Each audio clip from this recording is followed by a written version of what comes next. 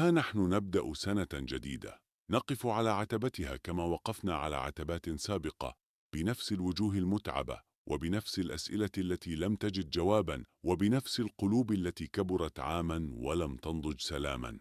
نفتح التقويم الجديد كما لو أننا نفتح باب نجاة، ثم نكتشف سريعا أنه الباب ذاته، بنفس الصرير وبنفس الغرفة الخانقة وبنفس الهواء الذي لا يكفي للتنفس. ماذا تغير؟ سؤال بسيط في صياغته، ثقيل في حمله، نردده في رؤوسنا، في أحاديثنا، في منشوراتنا، في ليالي رأس السنة، حين نرفع الكؤوس أو نرفع الأكف، لكننا لا نجرؤ على سماع الجواب الحقيقي، لأن الجواب مؤلم فاضح لا يجامل أحدا. لم يتغير شيء، أو ربما تغير كل شيء، لكن إلى الأسوأ. دخلنا السنة الماضية محملين بالأمنيات، خرجنا منها مثقلين بالخسارات. كنا نعد أنفسنا بأننا سنكون أفضل، أقوى، أهدأ، أصدق مع ذواتنا. وعدنا أنفسنا أن نغادر ما يؤذينا، أن نترك الأشخاص الذين يستنزفوننا، أن نكف عن تأجيل أحلامنا، أن نحترم قلوبنا كما لم نفعل من قبل. لكن السنة مرت ونحن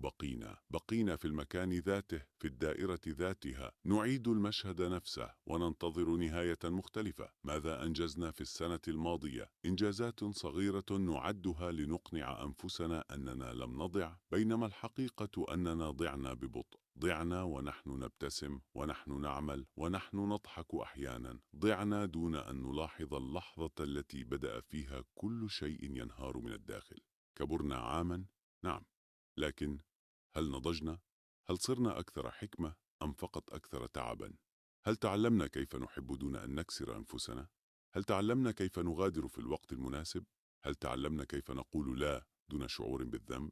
أم أننا تعلمنا فقط كيف نصمت أكثر ونتحمل أكثر وننزف دون صوت؟ السنة الماضية لم تكن سنة عادية، كانت سنة ثقيلة طويلة، كأن أيامها كانت أثقل من قدرتنا على الاحتمال. كانت سنة الأسئلة التي بلا أجوبة، وسنة الانتظار الذي لا ينتهي، وسنة الخيبات التي جاءت من أقرب الناس، من الأماكن التي اعتقدنا أنها آمنة، من الوعود التي صدقناها لأننا كنا بحاجة إلى تصديق شيء ما. تعلمنا في السنة الماضية أن الخذلان لا يأتي دائما من الأعداء، يأتي غالبا من الأحباب، من الذين نمنحهم مفاتيح قلوبنا، من الذين نراهن عليهم حين نخسر كل شيء. تعلمنا أن الطعنات الأكثر إيلاما هي تلك التي لا نراها قادمة، لأنها تأتي من الخلف، من حيث كنا نظن أن الأمان يقف. تعلمنا أيضا أن الصمت ليس دائما قوة، أحيانا هو عجز، أحيانا هو خوف،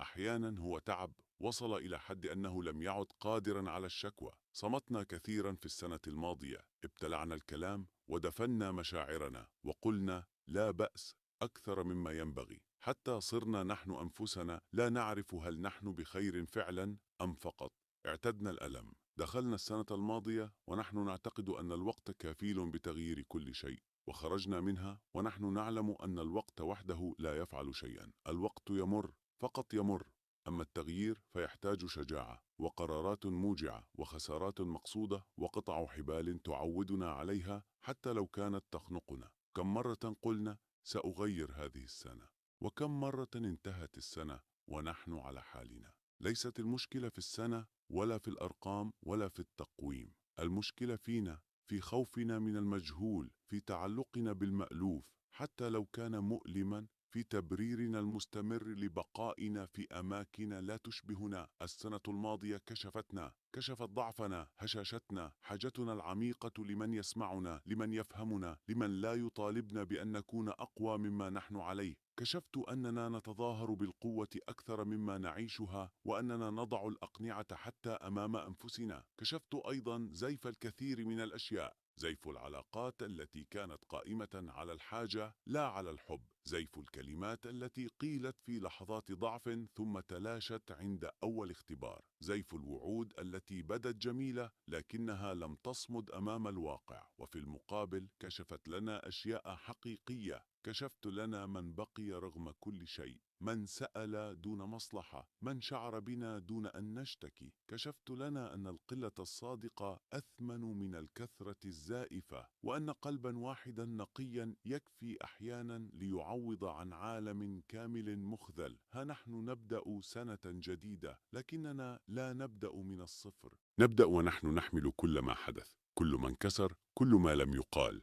نبدأ بجروح لم تلتئم، بذكريات لم تهدأ، بأحلام أصغر مما كانت، لأن الواقع علمنا أن نحلم بحذر. السنة الجديدة لا تعدنا بشيء، نحن الذين نعلق عليها آمالنا ثم نغضب حين لا تحققها. ننسى أن السنوات لا تغيرنا، نحن من نغير أنفسنا أو نختار ألا نفعل.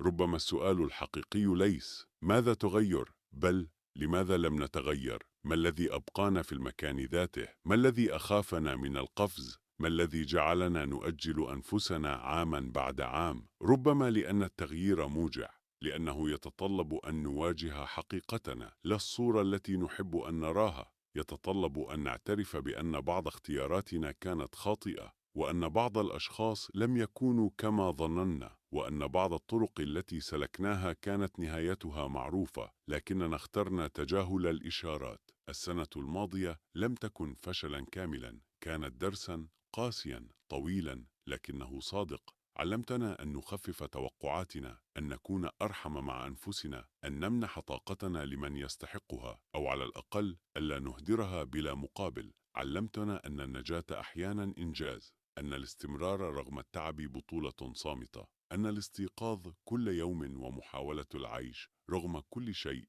ليس أمرا بسيطا كما يبدو. ها نحن نبدأ سنة جديدة، ولا نعرف ماذا ستفعل بنا، لكننا نعرف ما فعلته بنا السنة الماضية. نحن أقل سذاجة، أكثر حذرا، أكثر تعبا، وربما أكثر صدقا مع أنفسنا. إن كانت هذه السنة الجديدة ستمنحنا شيئا فليكن وضوحا، وضوحا في العلاقات، في القرارات، في الطرق التي نسلكها. فليكن شجاعة أن نغادر ما لا يناسبنا، وأن نبقى فقط حيث نشعر أننا لسنا عبئا ولا خيارا مؤقتا. فليكن لطفا، لطفا مع قلوبنا التي أنهكها القتال، لطفا مع أرواحنا التي سئمت الادعاء، لطفا يجعلنا نسمح لأنفسنا بالراحة دون شعور بالذنب. ها نحن نبدأ سنة جديدة، لا نطلب معجزة ولا ننتظر تغييرا مفاجئا، نطلب فقط أن نكون أقل انكسارا، أقل خيبة، أقل ضياعا. نطلب أن نعيش بصدق حتى لو كان ذلك مؤلما. فإن لم يتغير العالم فلنحاول على الأقل ألا نخون أنفسنا مرة أخرى.